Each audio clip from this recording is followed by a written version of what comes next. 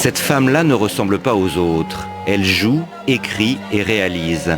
Et derrière ses personnages et son travail d'auteur, il y a toujours le monde du spectacle, plongé dans une comédie de mœurs. De Nuit d'ivresse à Dernier appel, en passant par L'ex-femme de ma vie, elle s'amuse des imbéciles, des ridicules, mais jamais avec cynisme.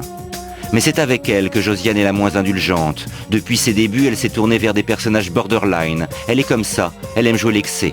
Celui du cannabis dans Les Frères Pétard, ou celui de l'alcool dans Absolument fabuleux. Cette jubilation de se mettre dans la peau de marginaux, elle la partage avec la troupe du Splendide. Hein? Touché là. Mon rigole, c'est facile de rigoler. Mais quand je faisais mes 5 boîtes par nuit tranquille, eh ben j'étais mignonne. Tu vendais des fleurs? Oh, pas du tout, monsieur, pas du tout. Je faisais du striptease. Regarde-moi, répète-moi ça. Ben qu'est-ce qu'il y a d'étonnant à ça? J'ai même failli rentrer à la Nouvelle Ève par une copine. Ça t'embouche à quoi, ça, hein? Ah bah c'est surtout au spectateur, ça doit emboucher un coin. Son univers littéraire ou cinématographique est le résultat de sa nature, un grand cri d'amour pour le public et une volonté de changer le monde du rire. Un petit quelque chose qui nous rappelle Jacqueline Maillan et qui donne à la comédie de boulevard ses lettres de noblesse, populaire et festif. Cette connivence avec le public, cet humour à l'usage du plus grand nombre, elle le puise dans ses origines. Papa et maman Balaskovic sont deux modestes commerçants.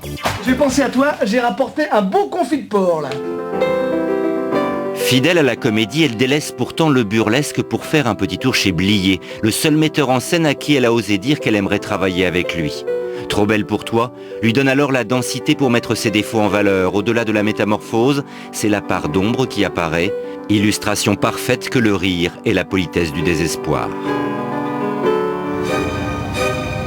De ce chaos accouche une étoile que le réalisateur Guillaume Niclou accroche dans un film fantomatique. Il transforme cette femme-là en une lumineuse obscurité. Dorénavant, on ne lui parle plus de physique mais de rôle, à l'instar de celui de Marguerite Duras, interprétée dans J'ai vu tuer Ben Barka. Tous les séparés, en effet. Sauf leur fin. Vertige. Définitivement, la boîte labellisée grosse comédie dans laquelle le cinéma l'avait enfermée est devenue trop étroite. La comédie de sa vie est de nous faire croire qu'elle prend à la légère des choses qui la préoccupent. Et si derrière cette femme-là, la gaieté servait à combattre la tristesse. Tu l'as vue agressive, assez agressive ou très agressive la photo? Presque tragique, carrément. Presque tragique.